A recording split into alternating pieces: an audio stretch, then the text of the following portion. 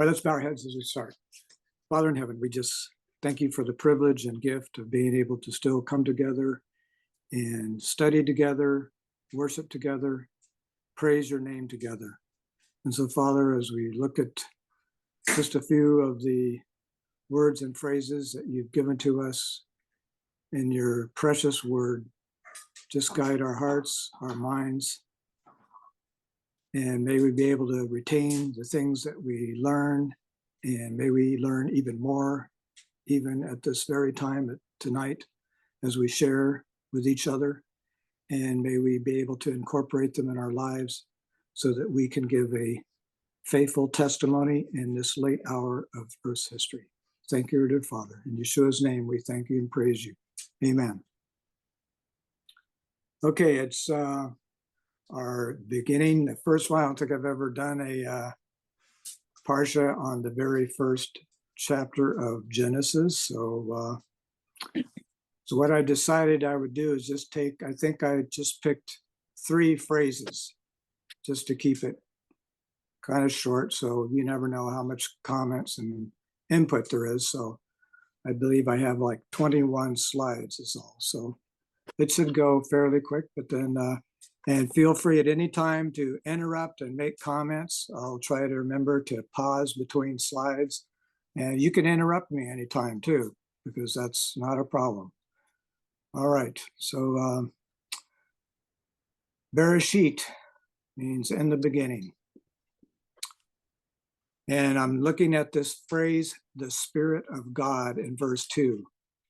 Now the Midrash Rabbah, an ancient collection of Jewish commentary, identifies the Spirit of God that moved upon the waters with the same Spirit that would rest upon the Messianic King depicted in Isaiah 11, 1 and 2.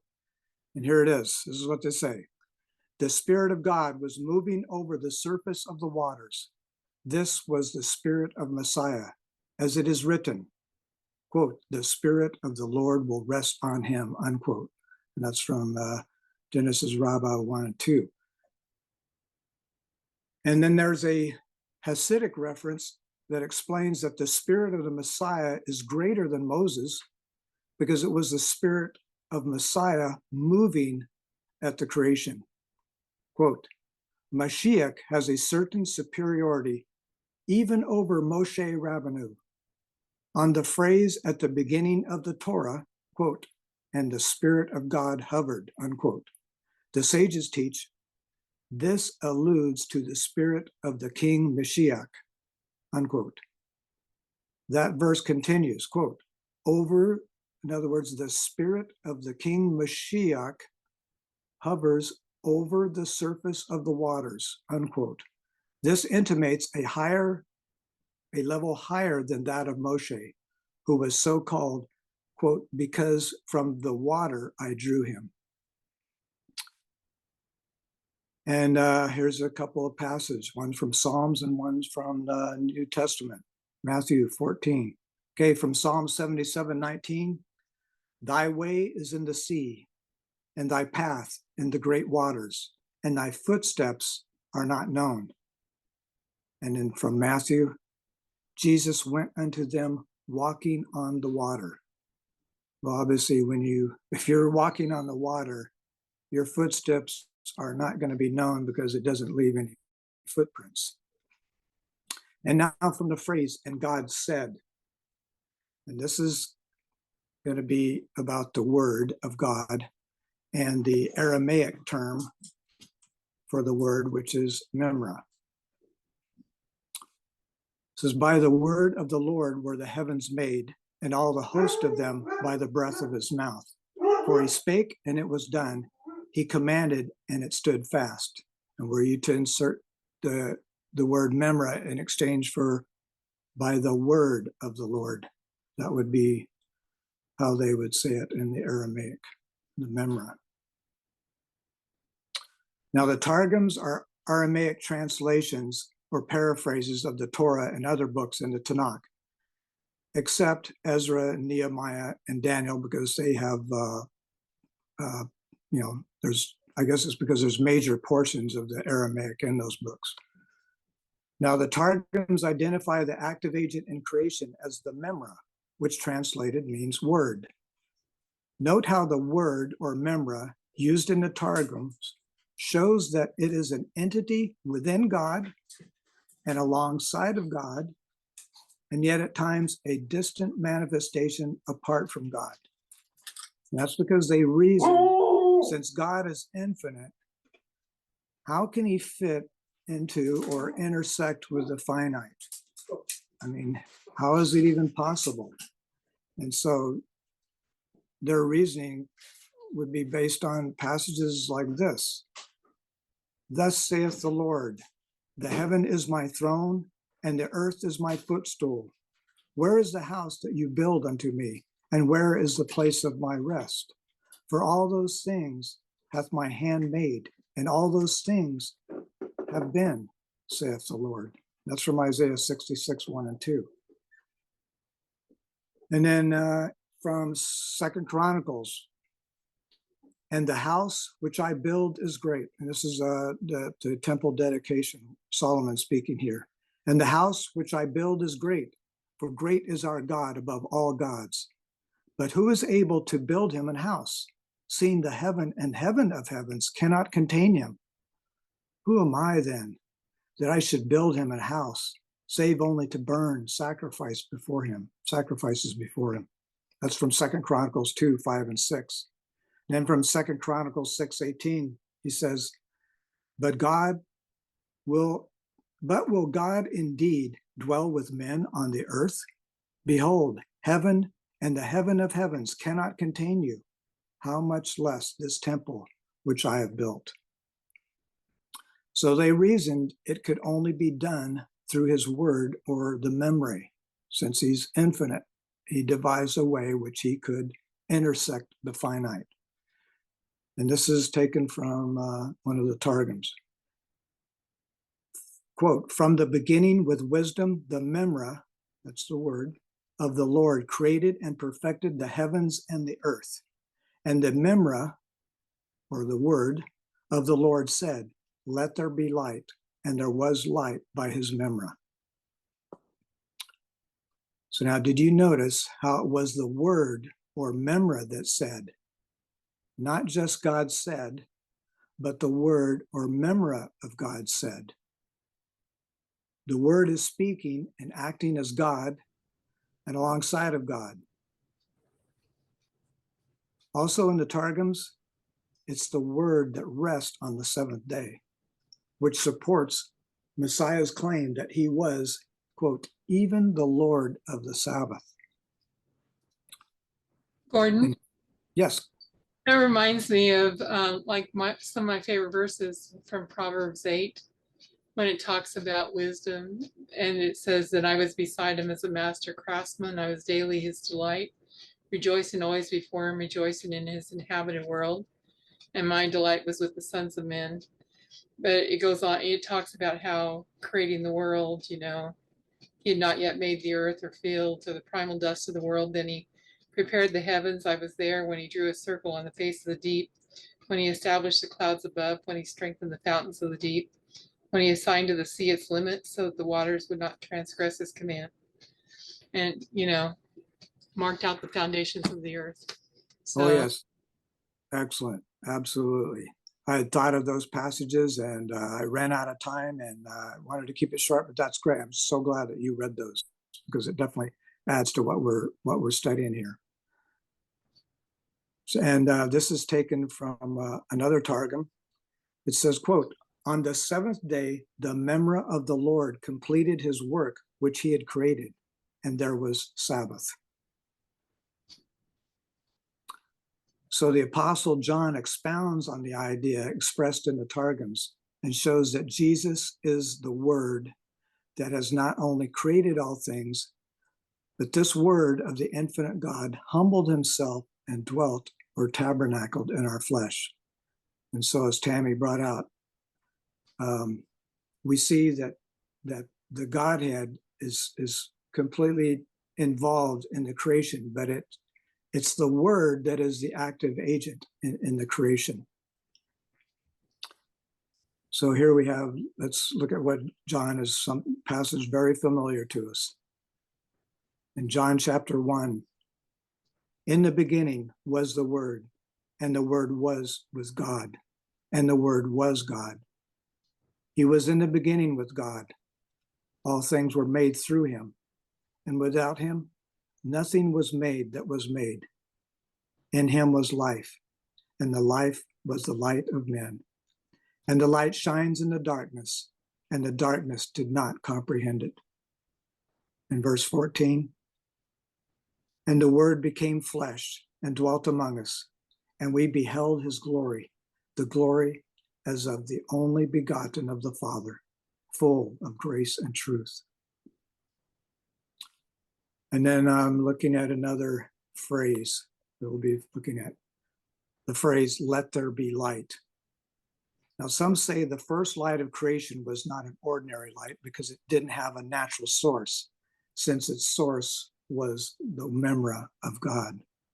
In the Gemara, Rabbi Elazar said, the light that the Holy One, blessed be he, created on the first day was not that of the sun, but a different kind of light through which man could observe from one end of the world to the other. But when the Holy One, blessed be he, looked upon the generation of the flood and the generation of the dispersion and saw that their ways were corrupt and that they might misuse this light for evil, he arose and concealed it from them, as it is stated, quote, and from the wicked their light is withheld. That's from Job 38:15. And he asks the question, and for whom did he conceal it? For the righteous people in the future, as it is stated, quote, and God saw the light, that it was good, Genesis 1:4. And good is referring to none other than the righteous, as it is stated, say of the righteous that it shall be good for them, for they shall eat the fruit of their actions. That's from Isaiah 3:10. And again, the Apostle John writes a great deal about light, and he tells us in Revelation that the city has no need of the sun, neither of the moon to shine in it, for the glory of God did lighten it, and the Lamb is the light thereof. Revelation 21:23 and 24. So in the new heavens and earth, the original divine light has returned. So looking on what we, so here, according to some of the rabbis, the sages that say the divine light that was at the original beginning on the first day was concealed. And then later it would be revealed. So in the same way, Yeshua, at his first coming, he was revealed, but then he's concealed, but he will be revealed again. So consider, he says, so consider these stages of the divine light when Yeshua said, I am the light of the world. The original divine light at creation was concealed when the sun was created on the fourth day, and it will return in the new heavens and the new earth. However, the divine light is presently being manifested in a different form according to the Apostle John and according to every true believer's personal experience. So then he is the light who was and is presently and is to come. Where we heard something similar like that before, of course, in Revelation. He who was and is to come. But this concerns his light as well. And consider the nature of his light that now is, in the light of the written word, which is living and active. We read this, God, who commanded the light to shine out of darkness, has shined in our hearts to give the light of the knowledge of the glory of God in the face of Jesus Christ. 2 Corinthians 4:6. So that's the light that now is, which we all experience personally when we receive that light. As Jesus said when he walked on earth, walk in the light while you have the light. You guys are really quiet. Any comments so far? Any inputs? Yes, this is Mark here. Yes, Yeah, Mark. let me just say this. I just, first of all, there you go. I'm back on the regular format. I want to first wish you also talk on your effort using rabbinic sources and all. It is unheard of outside of the Orthodox Jewish world for even Gentiles to be able to master the different sources, the memoir, and all, which I am familiar with. Very good research work and all that. I just simply want to also say that I know at the beginning you were talking about Moshe Rabbeinu. What's ironic is that you will not find anything mentioned per se in the Torah text about Moshe Rabbeinu at all in Sefer Bereshit. It's only when we start Exodus or Sefer Shemos in Hebrew, then you find Moshe Rabbeinu coming on the scene. But Moshe has been involved, he's considered the lawgiver, but he's only found in 4 out of 5 books of the Torah, Psycho, when you really think about it. But that's how important he is, even if he's just missing in Genesis period. Because you have the Abraham, Yitzhak, and Yaakov, the matriarchs, the buildup leading to the Israel becoming a full-fledged nation coming out of Mitzrayim or Egypt. So very good effort on your part. And I'm encourage anyone, whether Jew or Gentile like you, if you're so called to by the Ruach HaKodesh, to engage, look at the rabbinic sources. Now, they're not opposite, they're not authoritative in any shape or form, but they give us a historical glimpse into the rabbis' thinking, rabbinic thinking, of how they see things at the time when they experienced it during that period when these sources were written. So thank you very much again, and keep up the good work. Mazel tov. And Mark, thank you so much for that clarification and elucidating on that, because I had found a couple of sources of them, and then when I went to in Genesis, I say, well, wait a minute, it's not there. But I found a different sources who had quoted it, and I wasn't really sure where they got it. But I figured, well, since I found 2 or 3 sources, it had to be out there somewhere. But yes, thank you a lot for. It's from Rashi. Rashi's translation of Revelation of Genesis 1:4. Okay. Yeah, so I was pressed for time, and you guys are better at this than I as far as hunting down some of those references. The internet's a good source, but sometimes you just can't really be sure what you're getting from where or what, and you're trying to track down and confirm it. And since I don't have the books, I'm limited by what I can find on the internet. Yeah. But thanks a lot. Okay, so let's go to the next one.